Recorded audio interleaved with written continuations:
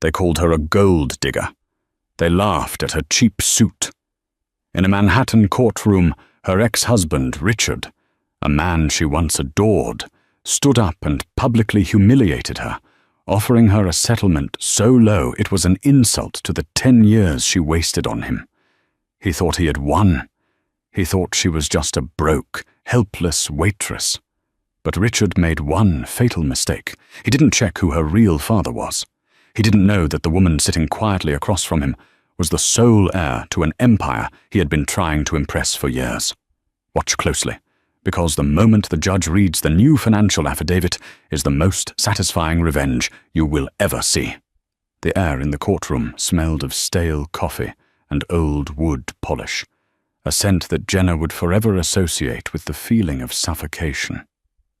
Outside, the New York rain was hammering against the windows of the Supreme Court of New York County, but inside, the atmosphere was bone-dry and hostile.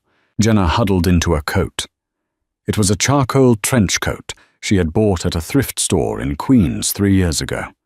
It was clean, but the fabric was worn at the elbows, a detail she tried to hide by keeping her arms crossed tight against her chest. Across the aisle sat Richard. He looked magnificent, in the way a shark looks magnificent right before it bites you. He was wearing a bespoke navy suit from Anderson & Shepherd, the kind that didn't just fit, but seemed to float around his frame. He was whispering something to his lawyer, a sharp-faced woman named Beatrice Calloway, who was known in the city as the Butcher of Broadway for how she handled high-stakes divorces. They both chuckled. Richard caught Jenna looking and offered a small, pitying smile. It wasn't a smile of affection. It was the smile you gave a beggar when you didn't have any change. "All rise," the bailiff droned. Judge Arthur P. Holloway entered. He looked tired. It was 3 p.m. on a Friday, and he clearly wanted to be at his country club in Westchester. "Docket number 4409, the clerk announced. "Sterling v. Sterling. Final hearing on spousal support and asset division." Beatrice Calloway stood up, smoothing her silk skirt. "Your Honor, we are here today because Mr. Sterling has been more than generous. Despite the fact that his ex-wife contributed nothing to the growth of Sterling Tech during their 5-year marriage, he has offered a lump sum of $25,000. Frankly, given her current employment status as a barista? Or is it a dog walker now? We believe this is more than sufficient to help her get back on her feet." She paused for effect, turning to look at Jenna with faux sympathy.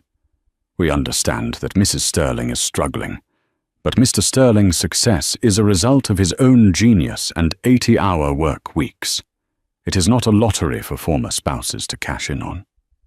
Richard nodded solemnly, looking like a aggrieved saint. Jenna's lawyer, a public defender named Jerry, who smelled faintly of egg salad, shuffled his papers. "Your Honor, my client supported Mr. Sterling for years while he built that company. She paid the rent. She bought the groceries.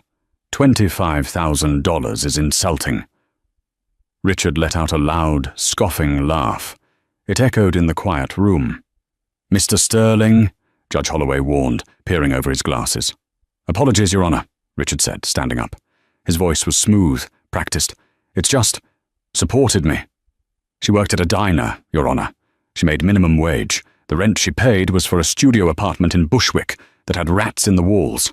I pulled us out of that. I built a $10 million company. And now she wants half. Because she made me toast in the mornings?" He turned to Jenna, his eyes cold and hard. "Jenna, look at yourself. You're wearing the same coat you wore when I left you.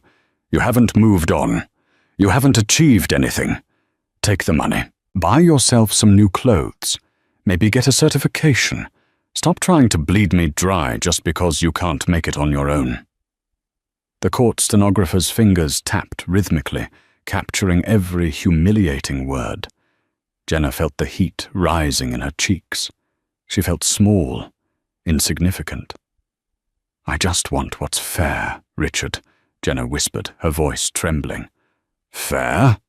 Richard laughed again, cruel and sharp, Fair as you walking away with what you came into this marriage with, which, if I recall, was a suitcase full of paperback books and a cat that hated me. You're a waitress, Jenna. You always were, and you always will be.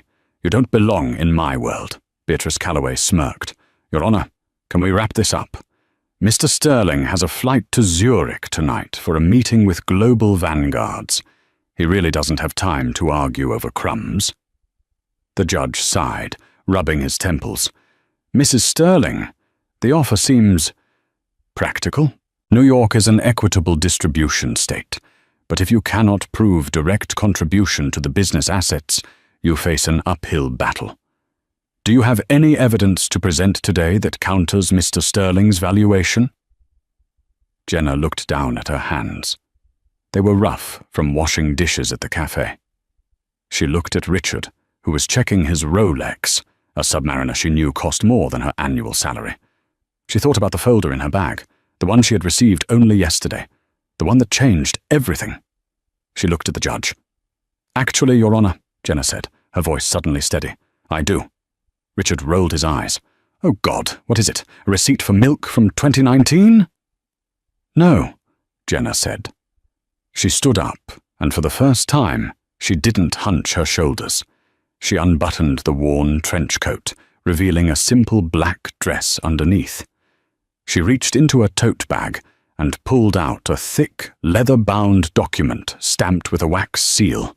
"It's a motion to amend the financial affidavit," Jenna said clearly, "and a request for a recess so that Mr. Sterling's legal team can review my new asset declaration." "Your assets?" Richard scoffed. "Did you find a $10 bill on the sidewalk?" Jenna ignored him. She handed the document to the bailiff, who walked it over to the bench. "You see, Richard," Jenna said, her voice cutting through the room, "you're right. I don't belong in your world. Your world is worth $10 million. She paused, locking eyes with him. "My world is worth $4 billion. To understand the silence that fell over the courtroom, you have to understand the noise that had filled Jenna's life for the past decade. Jenna didn't meet Richard at a gala or a business school mixer. She met him in a laundromat on 4th Street. He was crying. He had shrunk his only suit, and he had an interview at a mid-tier investment firm in an hour. Jenna, then 22 and studying literature, had taken pity on him. She knew how to stretch fabric. She helped him fix the suit, and he got the job. He told her she was his good luck charm. They married 6 months later at a courthouse. No guests. Jenna had no family. Her mother, a reclusive artist named Martha, had died when Gina was 18, leaving her nothing but a storage unit full of unsold paintings and a weirdly heavy antique locket. Jenna never knew her father. Martha had always said it was a summer fling that didn't matter. For the first 3 years it was good. They were poor, but they were a team. Then Richard had his big idea. He wanted to start Sterling Tech, a logistics software company. "It's going to change the world, Jenna," he had said, his eyes feverish. "But I need capital. I need every cent." So Jenna quit her master's degree. She took a double shift at a diner called the Greasy Spoon. She picked up freelance copy editing gigs. Every paycheck she made went into the joint account, and almost instantly it disappeared into server costs, developer fees, and Richard's networking lunches. The change in Richard was slow, insidious. It started with stress. "Why is the apartment so messy?" he would snap when he came home at 10 p.m. "I worked 12 hours today, Richard," she would say gently. "Yeah, flipping burgers. I'm building an empire. There's a difference in mental load, Jenna. Try to keep up." He stopped calling her his good luck charm. He started calling her his anchor, and not in the grounding way. In the way that meant she was dragging him down. By year 4, Sterling Tech began to gain traction. Richard secured a seed round of funding. He hired employees. He leased a glass-walled office in Soho. Did Jenna get to celebrate? No. "You can't come to the launch party," Richard told her one evening, adjusting his silk tie in the mirror. "Why not?" Jenna asked, hurt. "I paid for the incorporation fees. I paid for your first suit."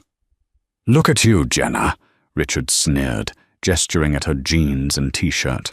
You don't fit the brand. Investors want to see success. They want to see sophistication. You look like you're about to take a bus to Jersey. He started leaving her behind. He bought a penthouse in Tribeca, but insisted they keep separate bedrooms because he needed space to think. He bought the Ferrari. He started traveling to London, Tokyo, Dubai, and then came the infidelity. It wasn't even hidden. He would come home smelling of expensive perfume. Baccarat Rouge 540, Jenna noted, a scent that cost $300 a bottle. When she confronted him, he laughed. I have needs, Jenna. I need intellectual stimulation. You read novels. You're simple. I need someone who understands the market. The divorce papers came on her 29th birthday. He served them to her himself. I'm doing you a favor, he said, handing her a manila envelope along with a cupcake from a bodega. You're unhappy. I'm bored. Let's end it. I'll give you a few grand. You can move back to Queens and find a nice mechanic or something. He kicked her out of the penthouse that night. She left with 2 suitcases. She had no savings. He had drained the joint account into offshore holdings she couldn't access. For the last 8 months leading up to the trial, Jenna lived in a basement apartment in Astoria. She went back to waitressing. She felt like a failure. She believed everything Richard had said, that she was simple, unlovable, and destined for mediocrity. But the universe works in strange, terrifying ways. 2 days before the final court hearing, Jenna was scrubbing a table at the cafe when a man walked in. He didn't look like a customer. He looked like an old-world butler who had gotten lost in Queens. He wore a heavy wool suit, a bowler hat, and carried a briefcase that looked older than the building. He sat at Yena's table. Can I get you a coffee? Jenna asked, wiping her hands on her apron. Are you Jenna Martha Miller? The man asked. His accent was British, clipped and precise. I use the name Sterling now, she muttered, unfortunately. But your mother was Martha Miller. The painter? Yes, Jenna said, guarding herself. She passed away 10 years ago. If you're a debt collector, you're late. The man smiled. It was a genuine, warm smile. I am not a debt collector, my dear. My name is Alistair Thorne. I am the senior executor for the firm Thorne, Weatherby and Associates in London. He placed the briefcase on the table and clicked the gold latches open. We have been looking for you for a very long time, Jenna. Your mother was difficult to track. She changed her name when she fled England. Fled? Jenna frowned. She was from Ohio. No, Alistair said softly. She was from Kensington. She ran away because she fell in love with an artist her father disapproved of. She chose love over money. But her father, he never stopped looking for her. And he never stopped looking for you. Jenna felt a chill run down her spine. Who was my grandfather? Alistair pulled out a photograph. It showed a stern-looking man standing next to the Queen of England. He was cutting a ribbon on a massive skyscraper. His name was Lord Archibald Cavendish, Alistair said, the steel magnate, the owner of Cavendish Industries. He passed away last week at the age of 92. Jenna stared at the photo. She knew the name. Everyone knew the name. Cavendish Industries owned shipping lines, steel mills, and half the real estate in London. Richard talked about them constantly. He had a poster of the Cavendish headquarters in his home office. He called Archibald Cavendish a titan. Lord Cavendish had no other children, Alistair continued. He disowned your mother when she left, but on his deathbed he had a change of heart. He rewrote his will. Alistair slid a heavy document across the greasy table. He left it all to you, Jenna. The liquidity, the assets, the title, the portfolio. Everything. Jenna's hand shook as she touched the paper. How much? Alistair lowered his voice, though the cafe was empty. The current valuation of the estate, after taxes, sits at approximately £4.2 billion. That is roughly 5.5 billion US dollars. Jenna stopped breathing. The background noise of the coffee machine faded away. 5.5 billion. There is one condition, Alistair said. You must accept the inheritance in person, and you must assume control of the board. You are not just getting money, Jenna. You are becoming the chairwoman of Cavendish Industries. Jenna looked out the window. She saw her reflection in the glass, the tired eyes, the messy hair, the apron stained with coffee. Then she thought of Richard. She thought of his laugh. She thought of how he called her simple. She looked back at Alistair. Mr. Thorne, she said, a new fire igniting in her chest. I have a court hearing on Friday. My ex-husband is trying to stiff me on a $25,000 settlement. Alistair raised an eyebrow. Is he now? Yes. And he thinks he's a big shot because his company is worth $10 million. Alistair chuckled, a dry, aristocratic sound. $10 million? That's barely the maintenance cost of your grandfather's yacht. Exactly, Jenna said. She reached for the pen. I'll sign. But I need a lawyer, not a public defender. I need a shark. I need someone who can eat Beatrice Calloway for breakfast. Alistair smiled, pulling a cell phone from his pocket. My dear, the Cavendish family retains the services of Holloway, Spector, and Ross. I will have Harvey Ross himself on a plane to New York within the hour. That was the back story. That was the secret in the folder. Back in the courtroom, the silence stretched on. Judge Holloway was staring at Jenna over his glasses. Richard was looking at her like she had grown a second head. 4 billion? Richard sputtered, breaking the silence. Your Honor, she's clearly having a mental breakdown. She's delusional. Mr. Sterling, the judge said, his voice surprisingly sharp. He was looking at the document Jenna had handed him. His eyes were wide. He flipped a page, then another. He looked at the seal, the crest of the High Court of Justice in London. Mr. Sterling, sit down, the judge ordered. But sit down, Judge Holloway barked. He turned his gaze to Jenna. It wasn't a look of annoyance anymore. It was a look of profound respect, bordering on fear. Mrs. Sterling, the judge said, his voice dropping an octave. This document, it appears to be a verified probate order from the United Kingdom, authenticated by the British consulate. Yes, Your Honor, Jenna said, and it lists you as the sole beneficiary of the Cavendish estate? Yes, Your Honor. Richard's lawyer, Beatrice, went pale. She grabbed Richard's arm. Richard, she hissed. Cavendish? Did she say Cavendish? Who cares? Richard snapped. It's fake. If it's real, Beatrice whispered, terror in her eyes. Archibald Cavendish is the man you've been trying to get a meeting with for 3 years. He's the one who controls the global supply chain for your chips. Richard froze. The color drained from his face so fast he looked like a corpse. Jenna, Richard stammered, his voice cracking. What is this? Jenna turned to him. She didn't yell. She didn't scream. She smiled. This, Richard, she said softly, is me moving on. At that moment, the courtroom doors banged open. 3 men in immaculate charcoal suits walked in. They moved with the kind of confidence that comes from billing $2,000 an hour. The man in the lead had silver hair and a jawline that could cut glass. It was Harvey Ross.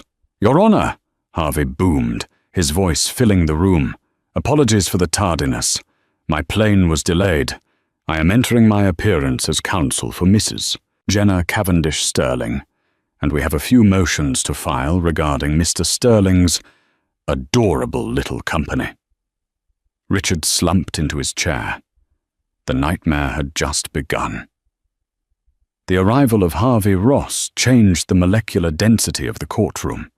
If Beatrice Calloway was a butcher, Harvey was a neurosurgeon with a scalpel made of diamonds. He didn't just walk in. He glided, flanked by 2 junior associates who looked like they had been bred in a laboratory for the sole purpose of carrying leather briefcases. Beatrice Calloway, usually the loudest person in any room, sat down abruptly. She knew who Harvey Ross was. He didn't handle divorces in Queens. He handled mergers for nations. He had once sued a small country for breach of contract and won the country's national airline as payment. Mr. Ross, Judge Holloway said, adjusting his glasses, his voice dripping with sudden deference. To what do we owe the pleasure? This is a simple marital dissolution case. It was simple, Your Honor, Harvey said, unbuttoning his suit jacket and flashing a smile that was both dazzling and terrifying. Until 10 minutes ago. He walked over to Jenna. He didn't treat her like a pro bono charity case. He bowed his head slightly. Mrs. Sterling, or should I say, Miss Cavendish, my condolences on the passing of your grandfather. The entire firm is at your disposal. Richard sat there, his mouth opening and closing like a goldfish.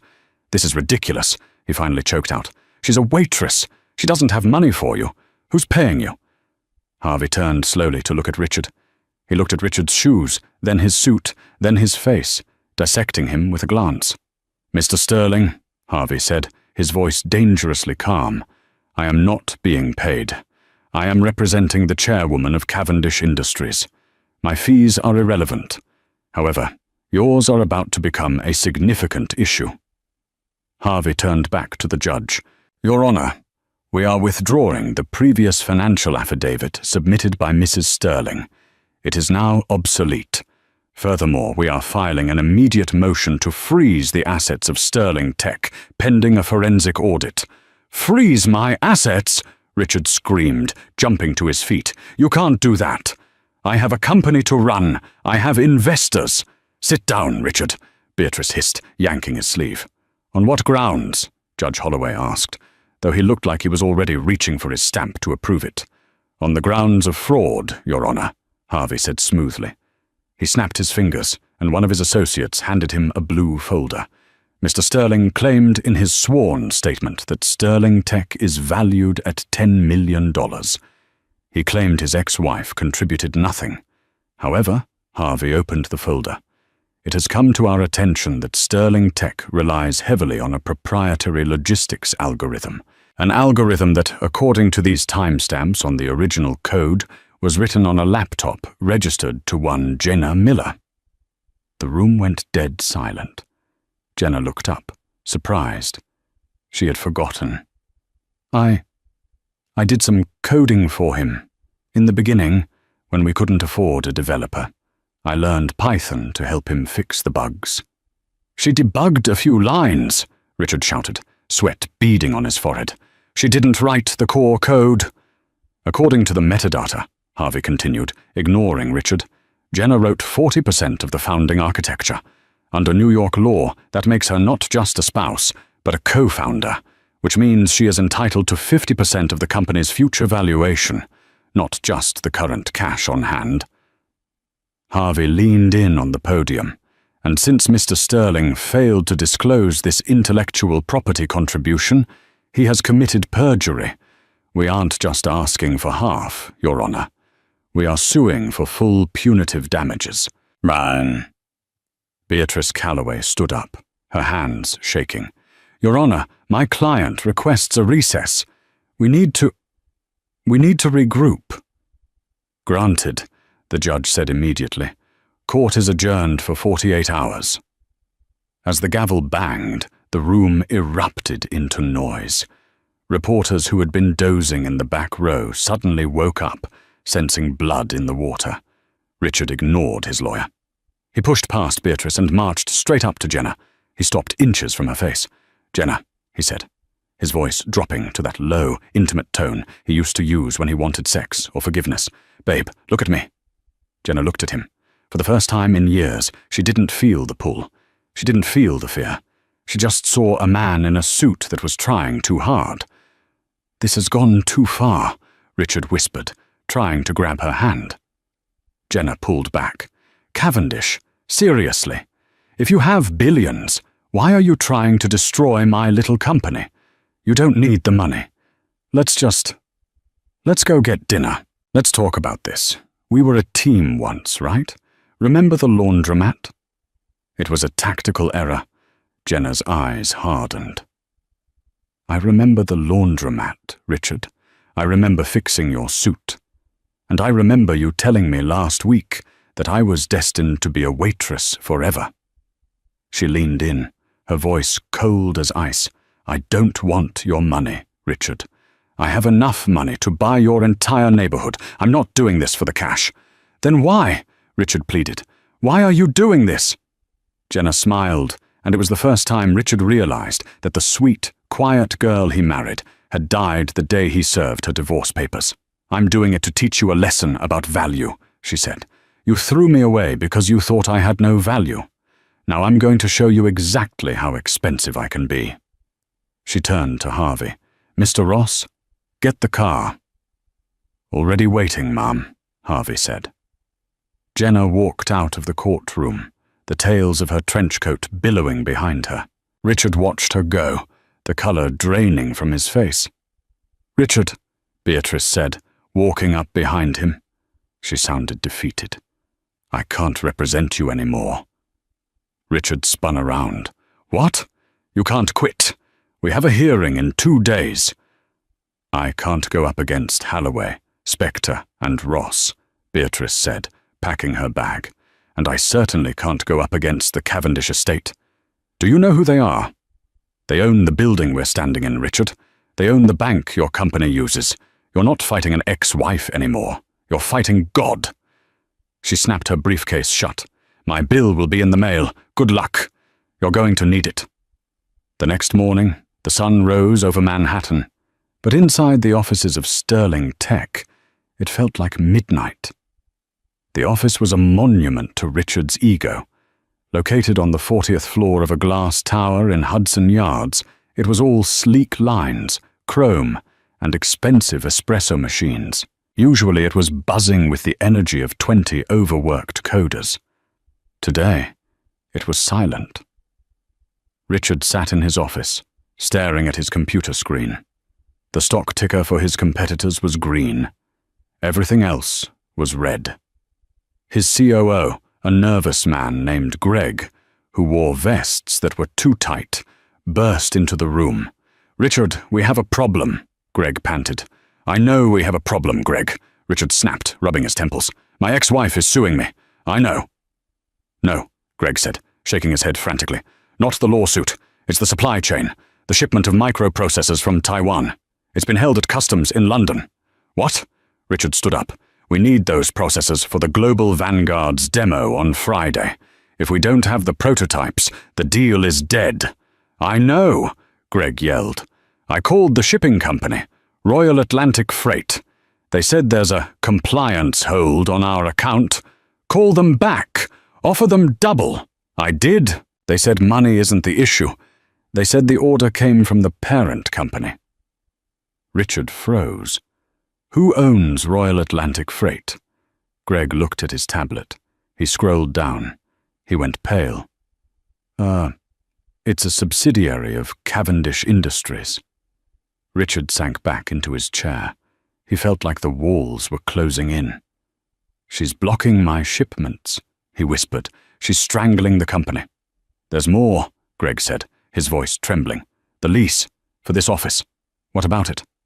"The building management just emailed. They're invoking a clause in our contract.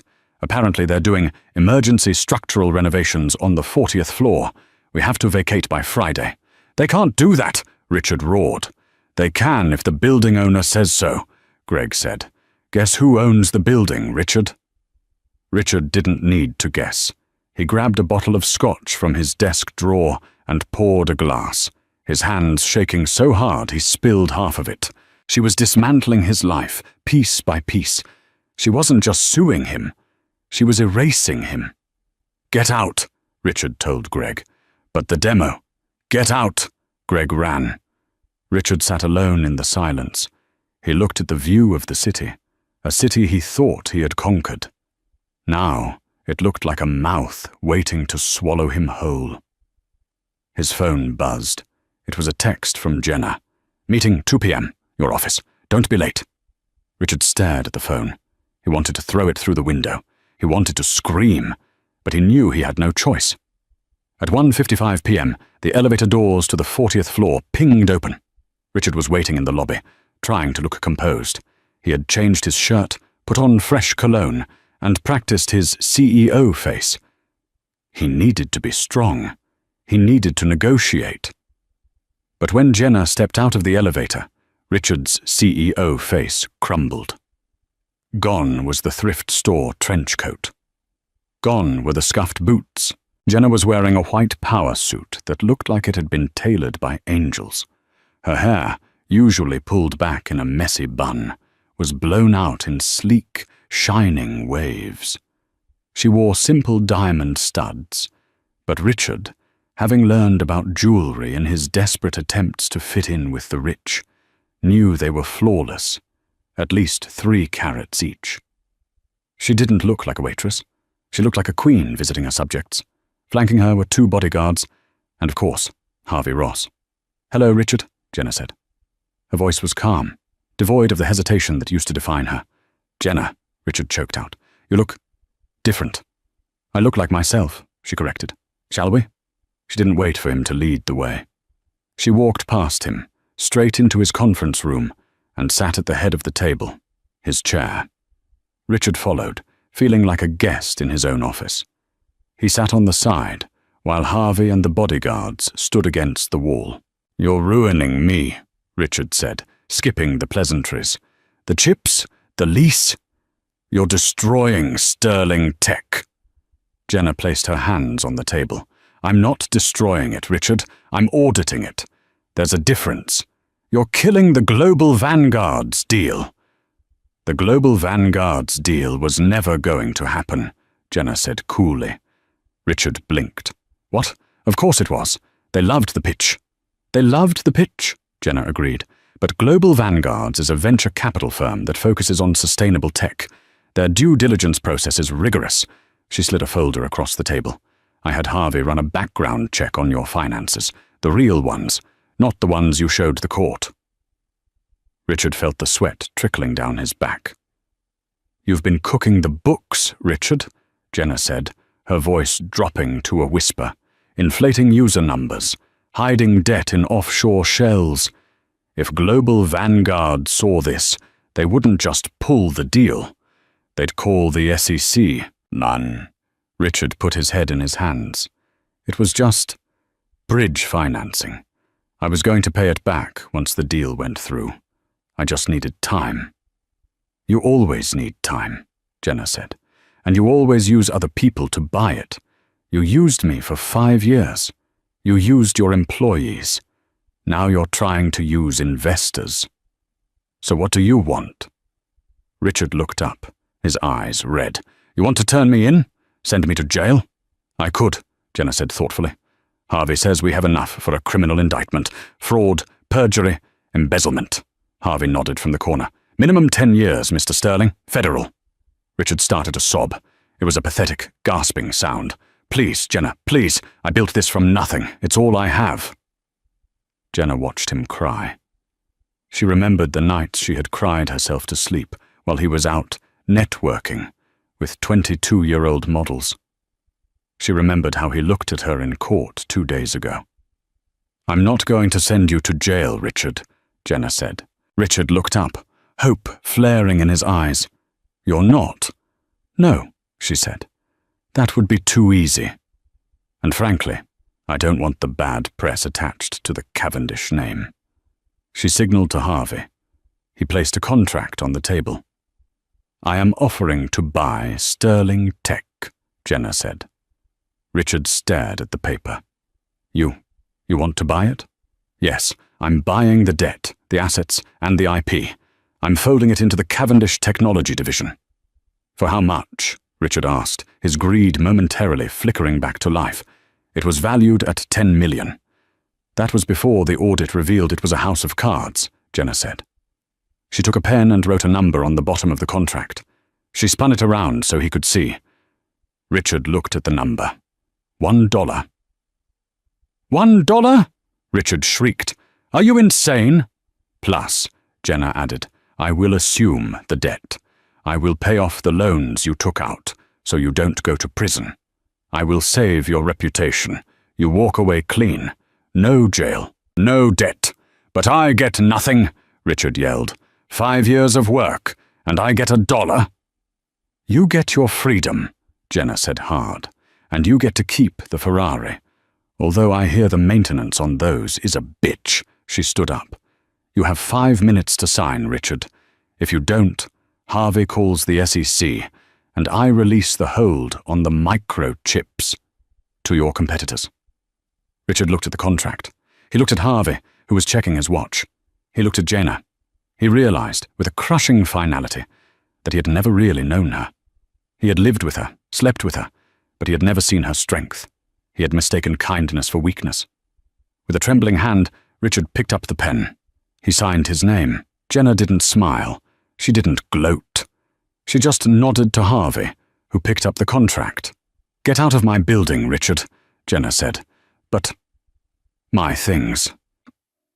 "Security will mail them to you," she said, turning her back on him to look out the window at the city that was now hers. "Goodbye, Richard." Richard Sterling walked out of the glass office, past the terrified employees, and into the elevator. When he hit the lobby, he reached into his pocket and found a single, crumpled dollar bill. He stared at it. It was all he was worth. If the New York courtroom was a battlefield, the boardroom of Cavendish Industries in London was a gladiator arena where the lions wore pinstripes. 3 weeks after decimating Richard, Jenna stepped off a Gulfstream G650 at Heathrow Airport. The rain here was different than in New York. It felt older, heavier. A convoy of black Range Rovers was waiting on the tarmac. Miss Cavendish, the head of security, a massive man named Pritchard, nodded as he opened the door. "Welcome home." Home. The word felt strange in her mouth. Her home had been a basement in Astoria. Now, it was a sprawling estate in Kensington and a seat at the head of a table that controlled global shipping lanes. The emergency board meeting was scheduled for 9 a.m. the next morning. Jenna spent the night studying.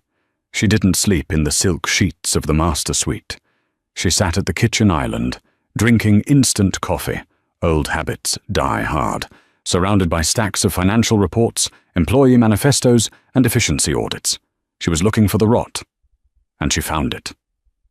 The next morning, she walked into the Cavendish headquarters at Canary Wharf.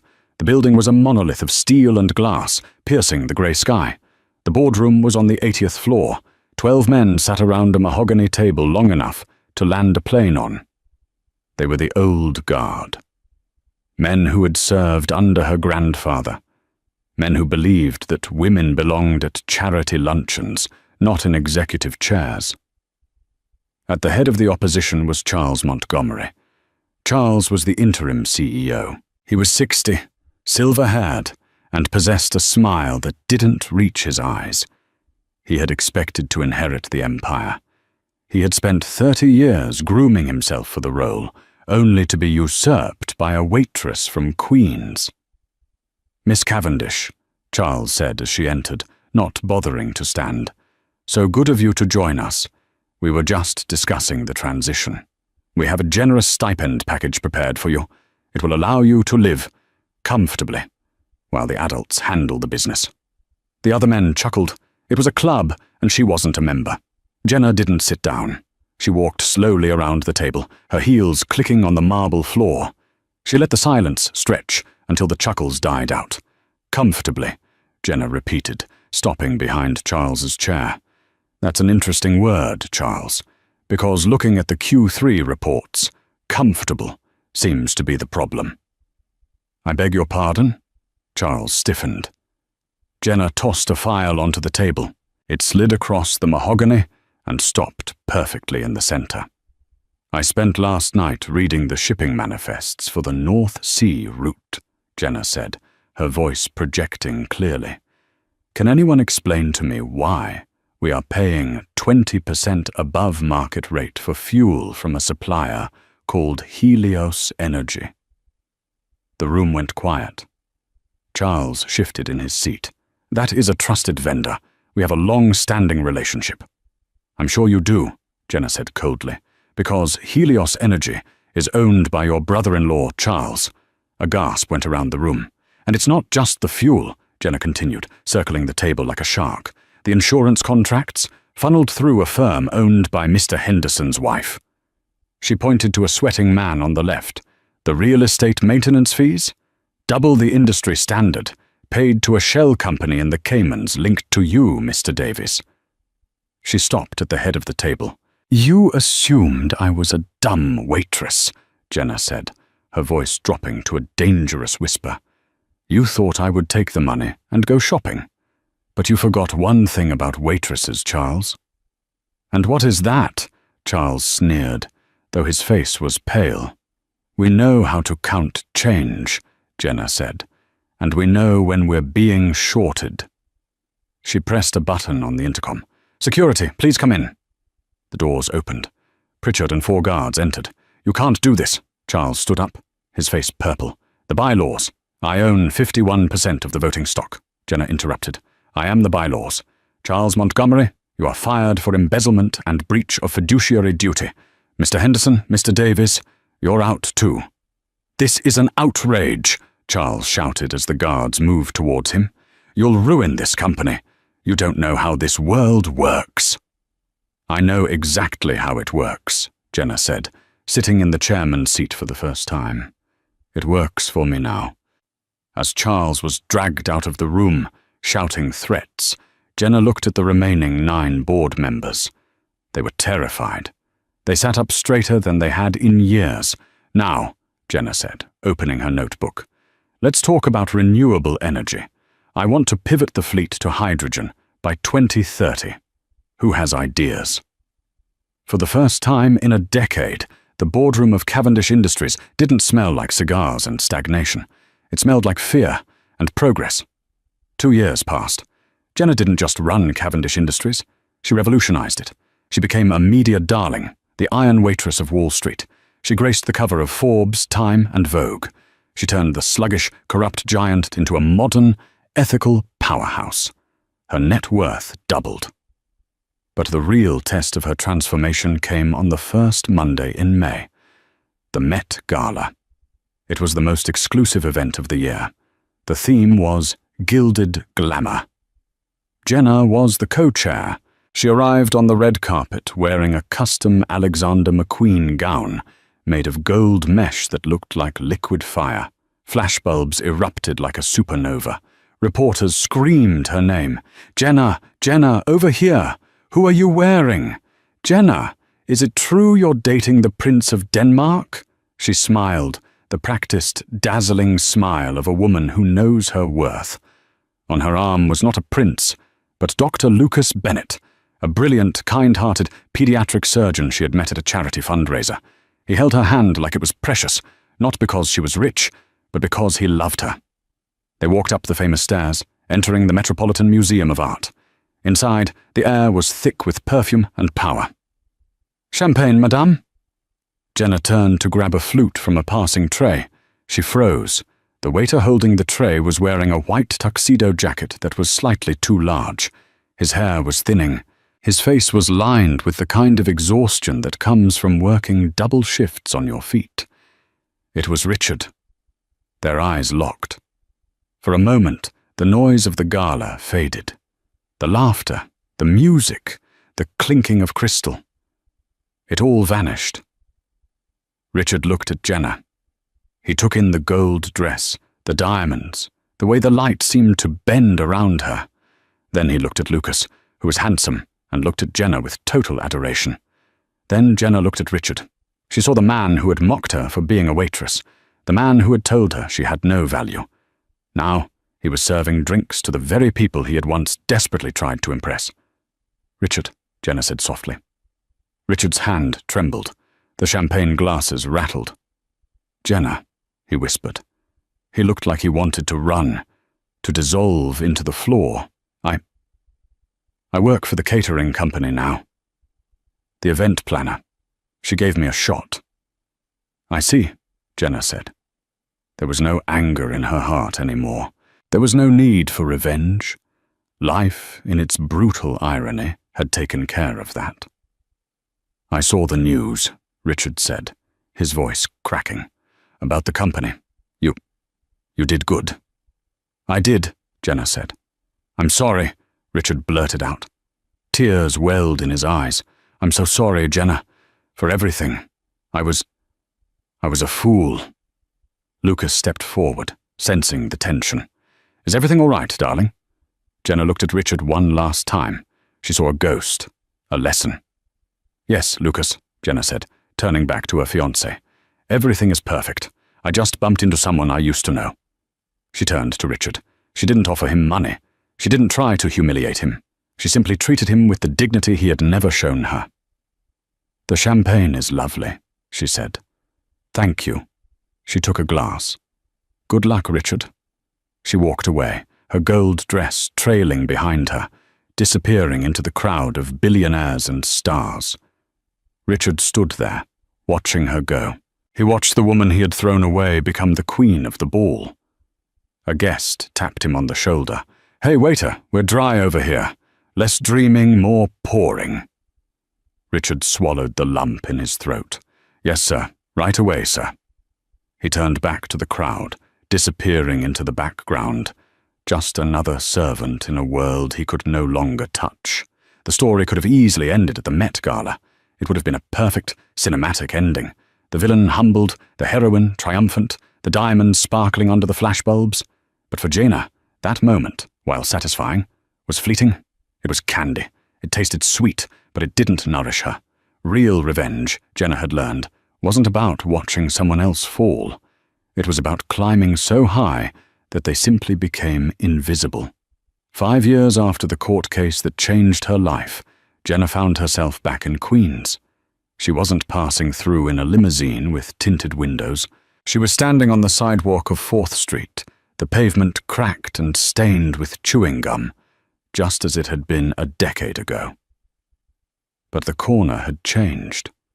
Where the spin cycle laundromat once stood, the very place where she had met Richard, where she had sewn his button and sealed her fate, there was now a modern, 3-story structure made of warm brick and inviting glass.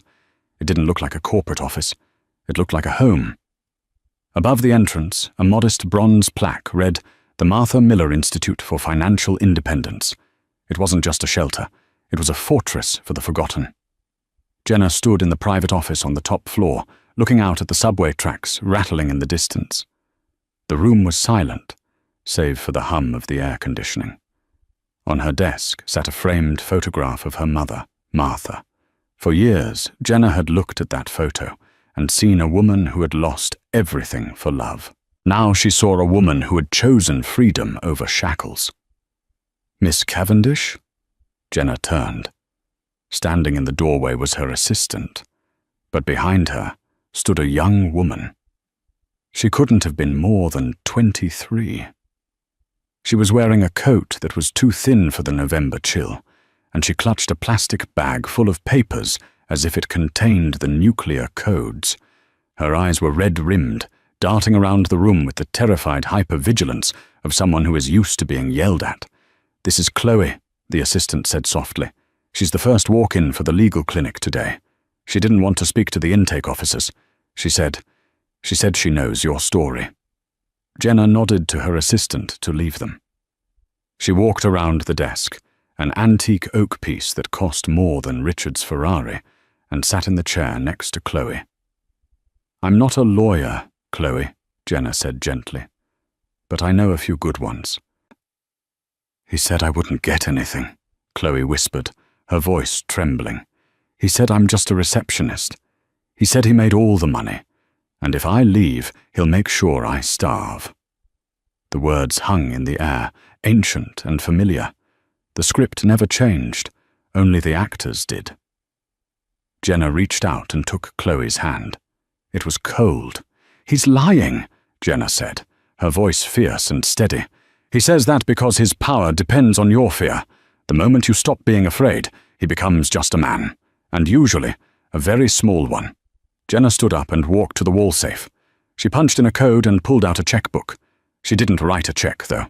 She pulled out a business card for Halloway, Spector, and Ross. "Go to this address. Ask for Harvey Ross. Tell him Jenna sent you. Tell him to bring the Gladiator Protocol." Chloe looked at the card, then up at Jenna. "Why? Why would you help me?" "Because," Jenna smiled, a sad, knowing smile. "I used to be you, and someone needs to balance the scales." An hour later, Jenna stepped out onto the podium set up in front of the building. A crowd had gathered. It wasn't the glossy crowd of the Met Gala. There were no designers, no dukes, no influencers. It was the neighborhood. It was women in nurses' scrubs, grandmothers holding grocery bags, young students with backpacks. The press was there too, local news mostly. They wanted the soundbite. They wanted the "Billionaire Heiress returns to Roots" headline. Jenna adjusted the microphone. The wind caught her hair, no longer the messy bun of a stressed waitress, but the blowout of a woman who owned her time. 5 years ago, Jenna began, her voice echoing down the street. I sat in a courtroom not far from here. I was told that my value was 0. I was told that because I didn't build the company, because I didn't wear the suit, my contribution didn't matter. I was told that I was a passenger in my own life. She paused, looking at the spot where the washing machines used to be. We are taught that wealth is the only metric of success. But money is just energy. It has no morality. It can be used to silence people, or it can be used to give them a voice. My grandfather left me an empire of steel and shipping. He built things that carried cargo across oceans. But my mother, she left me the ability to carry myself. Jenna looked directly into the camera lens, knowing that somewhere, in a small apartment or a break room, Richard might be watching. This building stands on the ruins of my biggest mistake, she declared. I built it here to remind every woman in this city that you can burn your life to the ground and still build a castle from the ashes. You are not your husband's property. You are not your boss's overhead. You are the architect. And if they lock the doors, you buy the building. The applause that erupted wasn't polite golf claps. It was a roar. It was the sound of 100 people feeling seen for the first time. As Jenna stepped down, she saw a figure standing in the shadows of the alleyway. It was Alistair Thorne. The old executor was leaning on his umbrella, looking out of place in Queens, yet perfectly at home in the presence of power. Jenna walked over to him. A bit dramatic, don't you think? Alistair teased, his eyes twinkling. Buying the laundromat? Harvey nearly had a stroke trying to secure the zoning permits. It felt necessary, Jenna said, watching the women flood into the new centre. Your grandfather was a ruthless man, Jenna, Alistair said quietly, watching the scene. He conquered markets. He crushed competitors. He died with billions, but he died alone. Alistair tipped his bowler hat to her. You have done something he never could. You turned his cold, hard cash into something warm. You didn't just inherit his money, my dear. You redeemed it. Jenna looked back at the building one last time. She thought of the $25,000 settlement Richard had offered her. She thought of the billions in the trust fund. None of it felt as heavy or as real as the weight of the key in her pocket, the key to a door that she had opened, all on her own. Come on, Alistair, Jenna said, linking her arm through his. Let's go. I have a board meeting in London at 8 a.m., and I'm going to make them pay for childcare for every employee in the fleet. Heaven help them, Alistair chuckled. They walked down the street, past the bodega, past the subway station, moving forward, never looking back. And that is the true end of Jenna's journey. She didn't just get rich, she got even, and then she got good. She turned the sight of her lowest moment into a beacon of hope for others. Richard serves drinks, but Jenna serves justice. It just goes to show, never underestimate the person standing quietly in the corner. They might just own the building you're standing in. If you loved this story, please smash that like button. It helps the algorithm find more people who need to hear this. Subscribe to the channel for more stories of betrayal, revenge, and redemption. And tell me in the comments, if you inherited $5 billion today, what is the first thing you would do? I'll be reading your answers. Thanks for watching.